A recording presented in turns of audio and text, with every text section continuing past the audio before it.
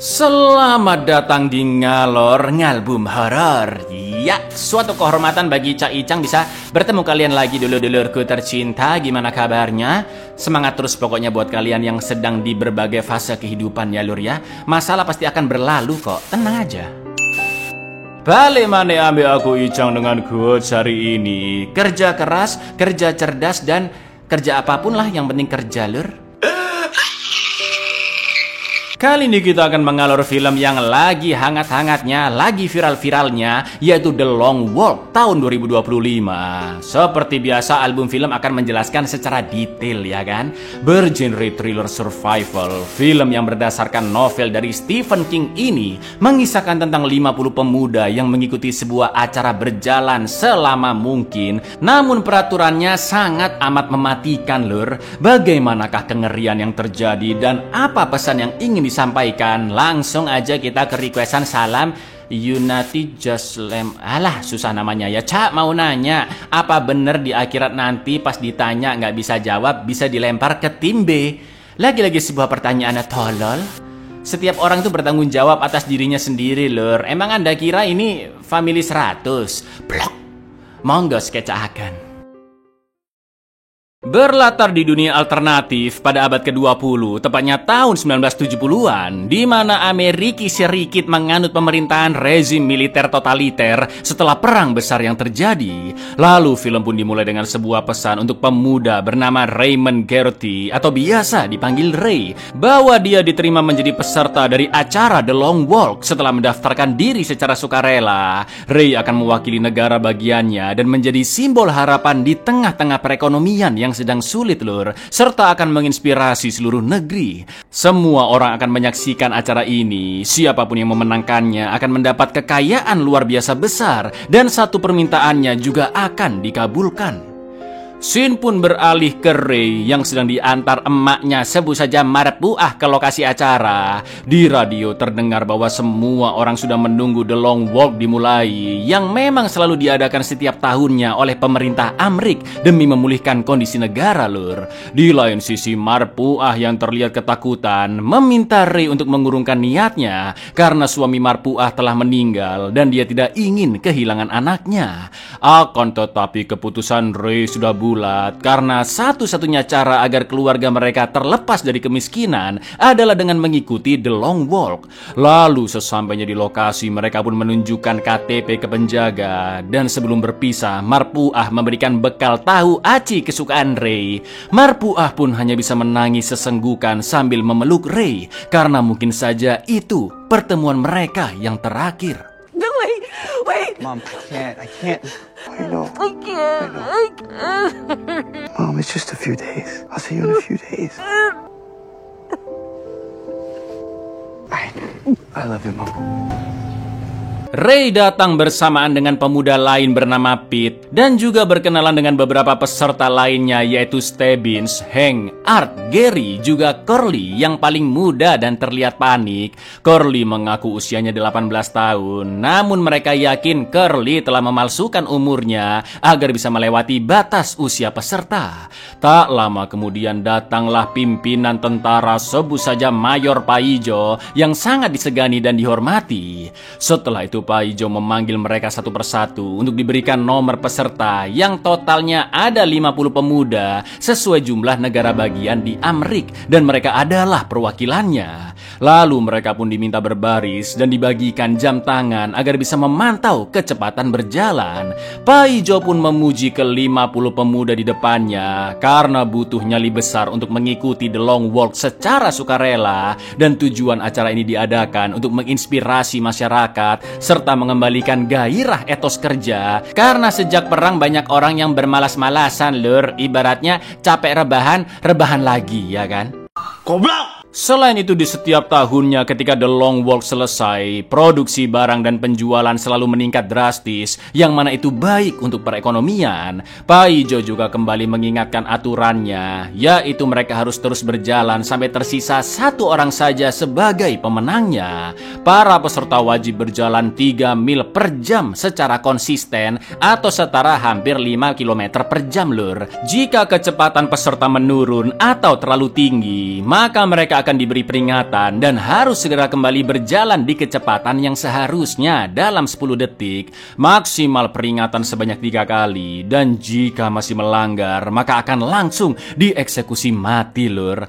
Namun satu peringatan juga bisa dihapuskan jika peserta mampu berjalan selama 1 jam secara konsisten, begitupun kelipatannya. Selain itu peserta sama sekali tidak boleh berjalan di luar aspal karena akan langsung dieksekusi tanpa peringatan. You boys are the answer. Is the answer. There's only one of you left. Maintain a speed of 3 miles. There's one winner and no finish line. Who's ready to win?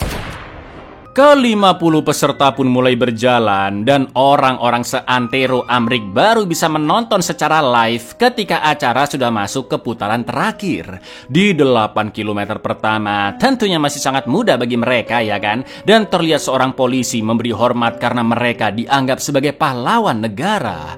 Tak lama kemudian Stebbins mendapat peringatan pertama karena kecepatannya menurun meski dia hanya melihat jam untuk sesaat. Akan tetapi Hank yakin Stebbins sengaja mengurangi kecepatannya untuk beristirahat sejenak mumpung baru awal-awal jalan. Toh kalau sejam ke depan dia berjalan konsisten, peringatan pertama tadi akan dihapus ya kan?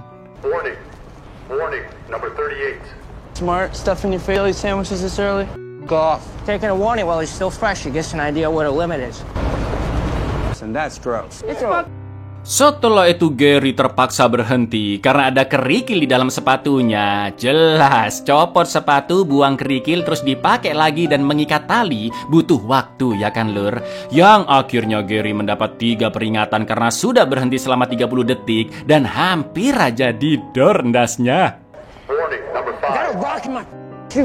Number 5. Karena sudah terkena peringatan 3 kali, itu artinya Gary harus berjalan selama 3 jam secara konsisten 5 km per jam agar semua peringatannya dihapus. Ternyata tadi Gary sengaja beristirahat untuk iseng-iseng dan ingin melihat bagaimana reaksi peserta lainnya. Kini 50 peserta sudah berjalan sejauh 11 km dan mereka pun ngobrol ngalor ngidul membahas hadiah uang yang begitu banyak untuk sang pemenang karena mereka semua berasal dari keluarga yang sangat miskin, kecuali Ray yang tujuan utamanya mengikuti The Long Walk bukanlah uang, namun suatu hal yang lebih penting.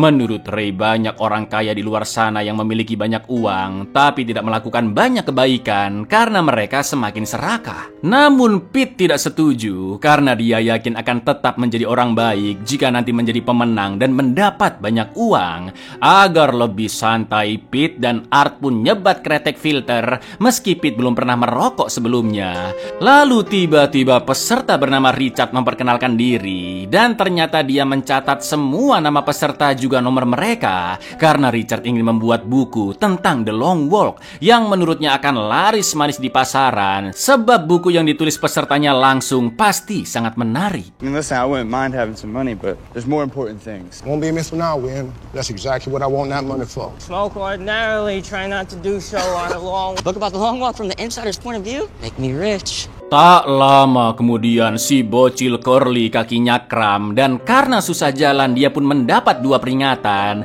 Gak pakai lama Ray langsung menyeretnya jalan sampai kram di kakinya hilang dan meminta Curly agar tetap berjuang.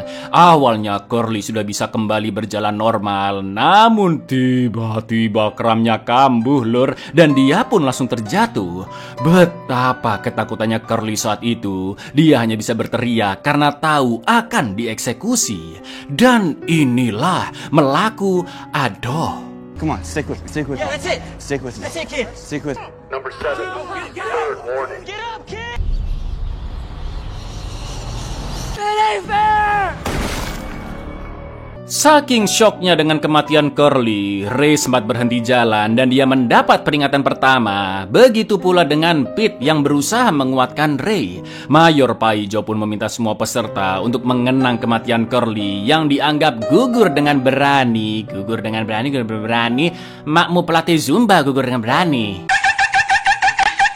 Kini 49 peserta sudah berjalan sejauh 27 km dan peringatan pertama Ray juga Pete sudah dihapuskan. Karena sudah siang, cuaca pun sangat panas dan siapapun yang kehabisan minum bisa minta botol yang baru ke para tentara, sedangkan yang kebelet bisa pipis sambil jalan mundur lur. Di lain sisi, Pete begitu senang karena memiliki teman-teman baru yaitu Ray, Hank, dan Art yang disebut masketir olehnya. Sampai akhirnya ada satu peserta yang tiba-tiba kejang karena memiliki suatu penyakit dan brengkesnya Gary mengejek-ngejek peserta itu, bahkan melompatinya lur. Dia juga mengolok-olok gengnya Ray karena menurutnya pertemanan seperti itu akan membuang-buang energi dan pada akhirnya mereka juga akan saling menyingkirkan satu sama lain. Number one, second warning. 40 km sudah para peserta berjalan. Banyak warga yang melihat mereka dan ada juga yang sampai ngefans lur. Pete pun nyemil daging rusa mentah yang dibawanya karena katanya bagus untuk energi. Dan ketika Ray bertanya tentang luka di wajahnya, Pete tidak mau membahasnya. Sementara Hank sempat merasakan kaki kanannya lemes dan Ray menyarankan agar mereka sedikit mengurangi kecepatan dari 3,4 mil per jam menjadi tepat di 3 mil per jam, yang langsung membuat kaki Hank enakan lur. Selain itu, Ray juga memberikan jatah makanan dari para tentara untuk Hank karena makanannya tadi tanpa sengaja terjatuh. Di lain sisi, Gary si brengkes mengejek-ngejek peserta nomor 5 yang membuatnya emosi dan berusaha melawan. Akan tetapi karena kecepatannya melebihi batas, alhasil dia pun mendapat peringatan pertama. Namun Gary masih terus mengejek dan kembali menghindari pukulan peserta nomor 5 sampai-sampai dia tersungkur dan wajahnya pun babras kena aspal lur. Lalu yang terjadi, Warning. Number 5. Second warning. Kill that kid off, okay? You're not just a pest no more. Now you a murderer. You can't.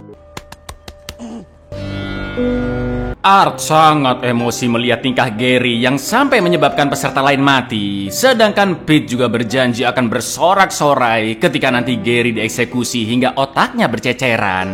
Begitu pula dengan peserta bernama Collie yang sudah sangat muak dengan Gary.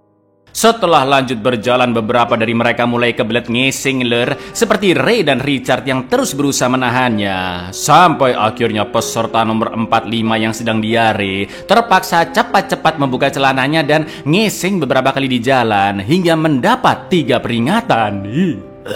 Dan 45. Third warning.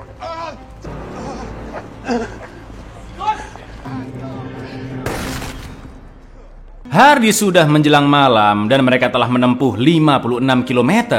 Ray pun memakan bekal tahu aci painem dan saking lelahnya tanpa sadar Ray ketiduran sampai bermimpi kebahagiaan di rumah bersama ibunya. Untungnya Pete langsung membangunkan Ray tepat ketika dia mendapat peringatan kedua. Yang menarik lur, Ray, Pete juga beberapa peserta lain ternyata sempat tidur, namun pikiran mereka tetap sadar dan secara otomatis kaki terus berjalan. Akan tetapi beberapa peserta lainnya juga sudah dieksekusi karena kelelahan dan ada juga yang tidur kebablasan.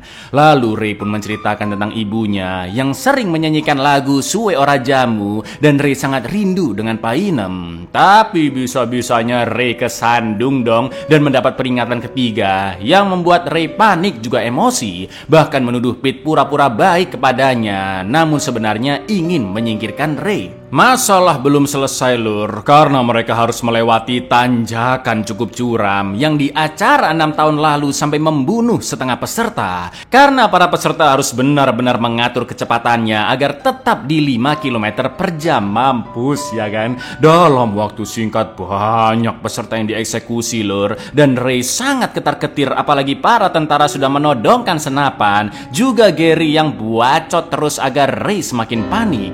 Lalu yang terjadi, Me. Great.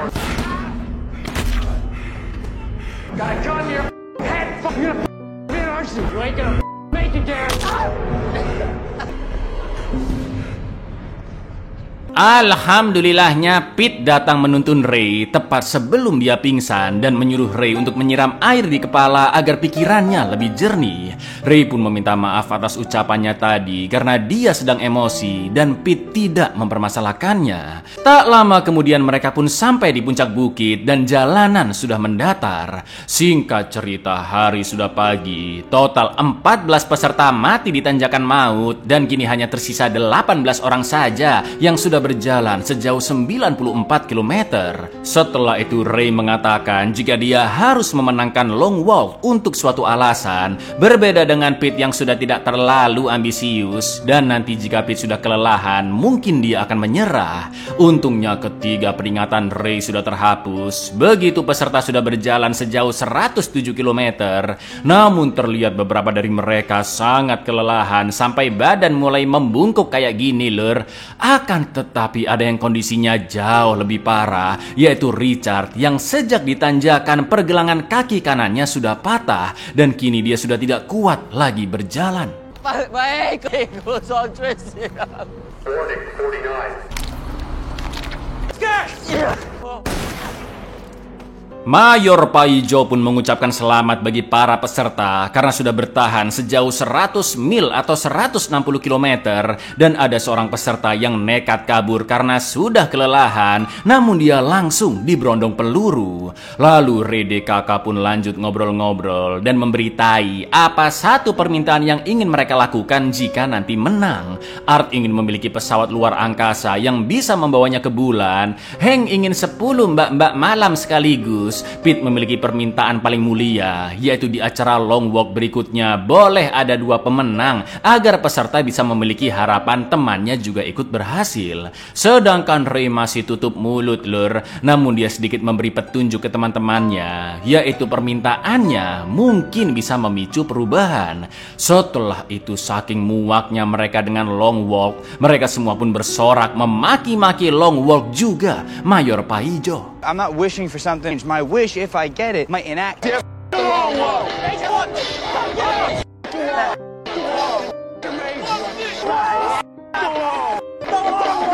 Malam harinya saat hujan deras, Ray dan Pete saling menopang badan untuk gantian tidur agar kecepatan mereka tetap stabil. Lalu keesokan paginya di hari ketiga, para peserta sudah mencapai 231 km dan Art sempat sebentar yang akhirnya dia terkena 2 peringatan. Setelah itu Ray menceritakan ke Pete tentang ayahnya yang tewas dibunuh oleh Paijo serta tentaranya karena telah menyimpan buku-buku serta karya-karya yang sudah dilarang oleh pemerintah. Dan itu dianggap sangat berbahaya. Semua isi buku itu sudah diajarkan kepada Ray karena menurut ayahnya buku-buku tersebut bisa merubah keadaan dari kebengisan pemerintah yang zolim. Ngerinya pembunuhan itu terjadi sambil disaksikan secara langsung oleh Ray dan Pai Nemelur.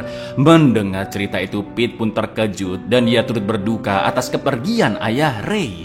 Ya, ternyata permintaan yang Ray ingin lakukan adalah meminjam senapan tentara agar saat menang dan diberi ucapan selamat oleh Paijo, Ray bisa langsung membunuhnya. Semua itu dilakukan karena Ray ingin membalas kematian sang ayah, dan dengan terbunuhnya Paijo, Ray berharap keadaan bisa sedikit berubah karena Paijo adalah pentolan militer lur. Akan tetapi Pete mengatakan jika balas dendam tidak ada gunanya dan untuk membunuh seseorang tidak akan bisa semudah itu karena membutuhkan hati yang sangat keji untuk melakukannya. Menurut Pete masih ada hal-hal yang bisa Ray syukuri, sesimpel melihat langit, pohon, ataupun burung, dan sampai detik itu mereka juga masih bisa bertahan hidup yang pantas untuk disyukuri. Mendengar itu Ray pun menjadi sedikit tenang, namun keinginannya untuk membalas dendam tidak bisa hilang semudah itu. What beauty? The sky, the trees. Because when this moment's over, I'm still gonna go kill him. Vengeance, Ray. Vengeance is not enough. What, welcome me a while? Yeah. Ketika mencapai 273 km dan udara begitu dingin, beberapa peserta mulai kehilangan akal sehat karena kelelahan membuat pikiran mereka kacau. Seperti peserta nomor 4 yang sudah pincang dan meminta tolong kepada tentara, namun dia berakhir dilindas oleh tank. Juga peserta nomor 24 yang tiba-tiba buka baju dan berlari keluar aspal yang langsung ditembak mati. Di lain sisi, bisa-bisanya ada papan iklan yang menunjukkan orang lagi duduk dongkrik. Betapa nikmatnya, bukan, Lur? Di malam hari mereka sudah mencapai 323 km. Peserta yang tersisa hanya 7 orang saja, yaitu Ray, Pete, Art, Gary, Stebbins, Collie, dan Hank yang terlihat sangat-sangat amat kelelahan. Dengan tatapan linglung antara sadar tidak sadar, Hank pun putar balik dan berniat merebut senapan tentara. Akan tetapi Hank langsung ditembak dan Art yang tidak tega pun ingin menolong tanpa mempedulikan nyawanya. Gak pakai lama, Ray langsung menyeret Art untuk lanjut berjalan karena Hank sudah tidak bisa diselamatkan.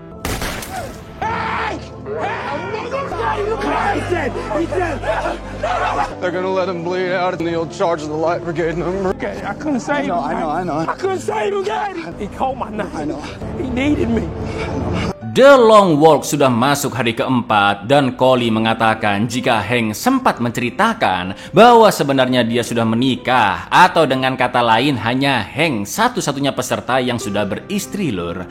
Maka dari itu Pete memiliki ide bahwa siapapun di antara mereka yang menang harus memberikan zakat ke istrinya Hank, namun Pete tidak mengajak Gary. Ternyata sejak kematian peserta nomor 5, Gary terus menyalahkan dirinya sendiri yang secara tidak langsung telah membunuhnya, meski dia tidak ada maksud sedikit pun. Bahkan Gary masih terus terngiang-ngiang dengan kematian peserta nomor 5 yang terus muncul di pikirannya.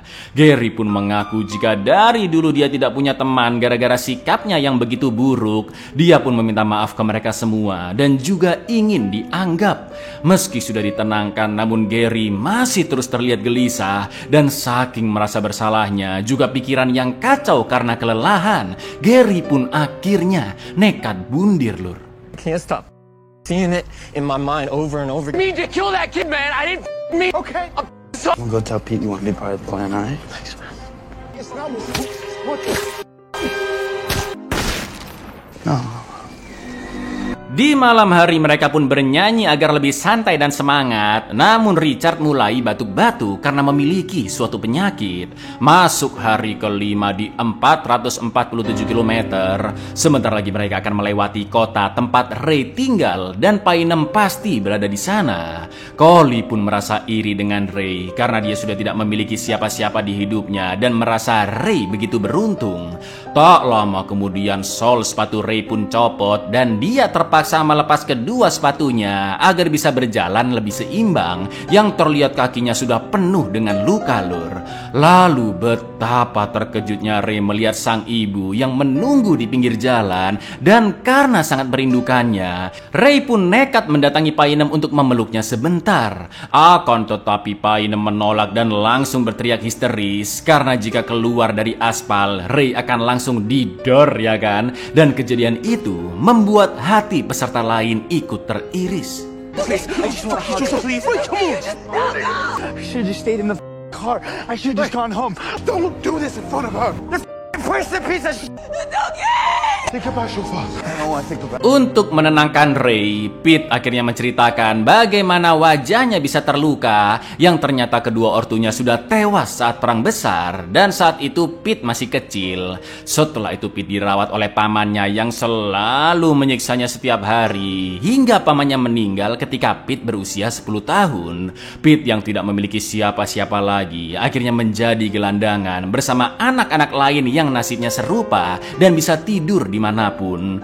Untuk bisa hidup, Pete pun nekat mencuri, melakukan kriminalitas sampai dia mendapat masalah karena mencuri dari orang yang salah. Dan Pete disabet pisau bukan hanya di wajah tapi juga di tubuhnya.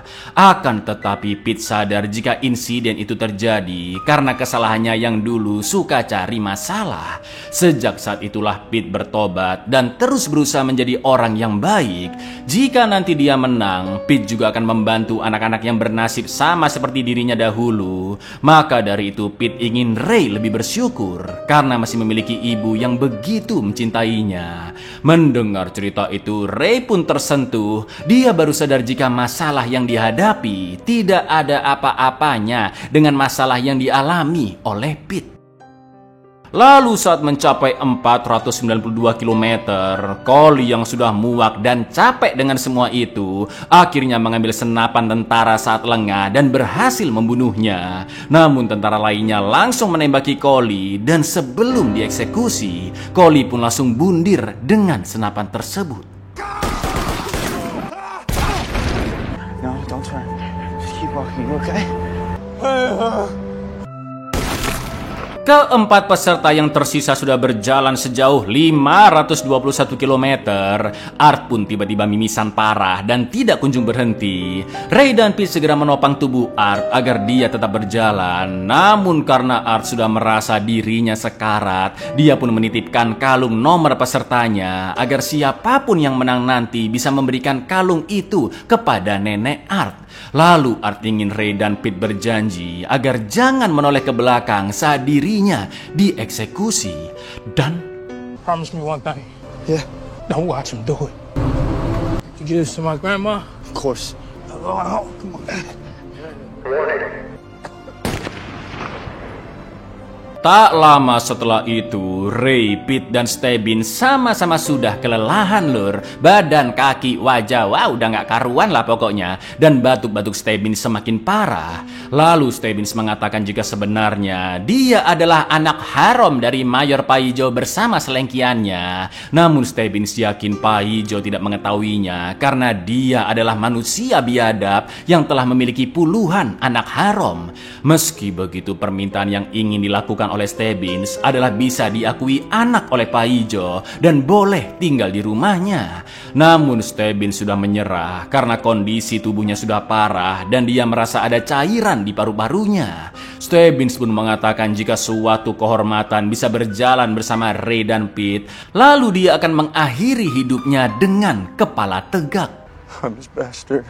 He's got dozens of us.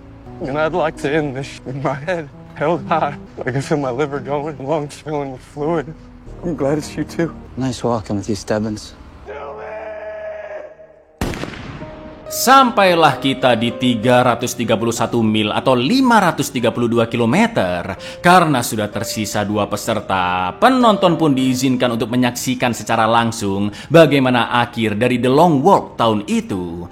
Ray dan Pete, 2 pemuda yang di awal film bertemu, kini menjadi 2 peserta terakhir. Dan ini membuktikan bahwa dukungan selama perjalanan adalah kunci untuk bertahan lebih lama, ya kan? Mereka berdua pun masuk area kota yang sudah dipenuhi oleh banyak orang. Saat itu Pete menatap Ray dalam-dalam dan memutuskan untuk menyerah agar Ray bisa menang, bertemu sang ibu dan menyelesaikan tujuannya. Namun Ray langsung memaksa Pete untuk terus berjalan dan mereka berdua sudah terkena peringatan 3 kali. Akan tetapi lur, ketika Pete lengah, Ray langsung berhenti jalan dan dia pun ditembak.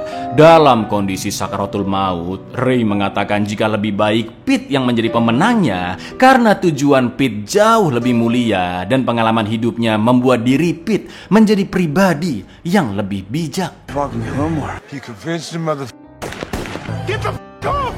Ray! Ray! I can't see it, but you can. I'm sorry, Mom.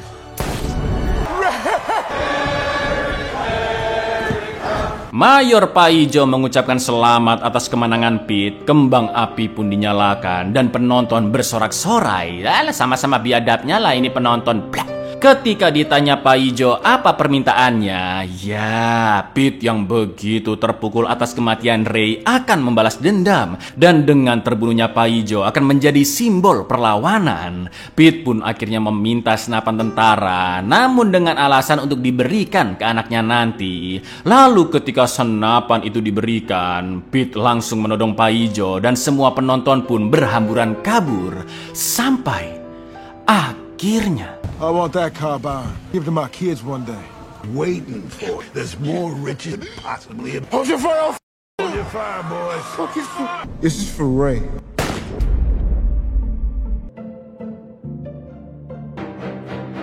Buyar, entah apa yang selanjutnya terjadi, Lur. Apakah Pete akan tetap dieksekusi karena telah membunuh Paijo, atau dia tetap hidup karena sudah menjadi pemenang dan menjadi harapan bangsa? Film ini menggambarkan pengorbanan, perjuangan, cinta kasih, dan persatuan. Juga menunjukkan bagaimana sifat manusia yang berbeda-beda jika dihadapkan dalam situasi sulit, ya kan, Lur? Jadi mulailah kalian mensyukuri hal-hal kecil, Lur. Sesimpel kalian yang sekarang lagi duduk sekarang ini, ya, rebahan atau lagi ngising atau lagi ngapain lah. Karena kalian masih bisa menikmati itu semua, ya kan? Assalamualaikum.